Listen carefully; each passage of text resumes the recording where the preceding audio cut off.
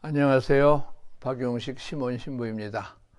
오늘은 예수님 흉내내기 책, 예수님 흉내내기 53면 조폭과 신부들의 공통점을 묵상합니다.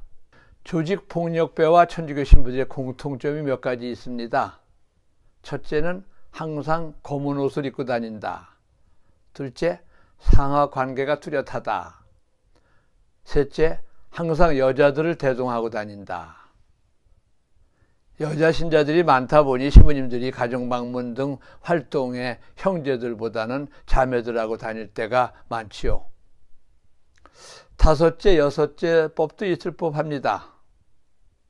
두 번째 공통점으로 상하관계와 계급이 분명히 구분되어 있는데 조폭들은 윗사람을 형님이라고 부르며 깍듯이 모십니다.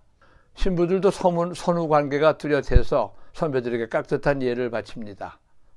신부들은 예수님을 형님 중에 형님, 대장 중에 대장으로 모시며 형님이신 예수님을 위해서라면 목숨도 아까워하지 않습니다. 술집 아가씨들은 모든 남자 손님을 다 오빠라고 부른답니다. 나이가 적건 많건 할아버지 뻘이라도 남자면 다 오빠입니다. 매상 올리고 팁 많이 받으려고 입에 발린 말을 하는 거지요. 마음에도 없는 말을 하는 겁니다.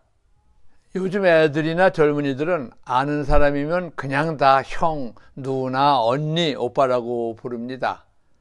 남이 들으면 진짜 친오빠인 것처럼, 친형인 것처럼 부릅니다.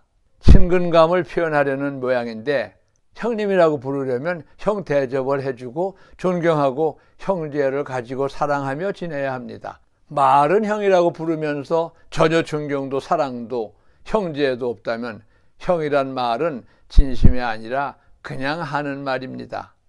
술집 아가씨가 손님에게 오빠라고 아양을 떨다가도 그 손님이 술값을 덜 낸다든가 팁을 안 주거나 마음에 안 들면 금방 개모, 소모라고 부르는 것처럼 말입니다. 예수님께서 제자들의 의중을 떠보기 위해서 너희는 나를 누구라고 생각하느냐? 라고 마태복음 16장 15절에서 물어보십니다. 베드로가 모든 사람을 대신해서 하느님의 아들 그리스도라고 대답합니다. 예수님을 구세주 그리스도라고 부르는 것은 대단한 고백입니다. 입에 발린 말도 아니고 그냥 편의상 무심코 한 말도 아닙니다. 예수님을 진정 주님으로 구세주로 하느님으로 모신다는 말입니다. 주님의 권능과 사랑을 체험하고 진정으로 승복한다는 말입니다. 요즘 애들이 쉽게 부르는 누나, 형 같은 말이 아닙니다. 술집 아가씨가 아무나 오빠라고 부르는 그런 뜻이 아닙니다. 부르는 호칭대로 행동하는 사람들이 있습니다. 깡패들, 조직폭력배들은 싸움을 해서 지면 이긴 사람에게 즉시 형님이라고 부르며 무릎을 꿇습니다. 그리고 다시 싸움에서 이기기 전까지는 형님으로 깍듯이 모십니다. 말로만 형님으로 부르는 게 아니라 모든 행동에서 형님이 항상 먼저이고 항상 위에 있습니다. 동물 세계에서도 비슷합니다. 동물들의 한 집단에서 대장의 자리를 차지하려고 수컷들이 피를 흘리며 싸우다가 이긴 놈이 대장이 되고 대장은 항상 윗자리를 차지합니다. 우리 신자들은 예수님을 주님이라고 부릅니다.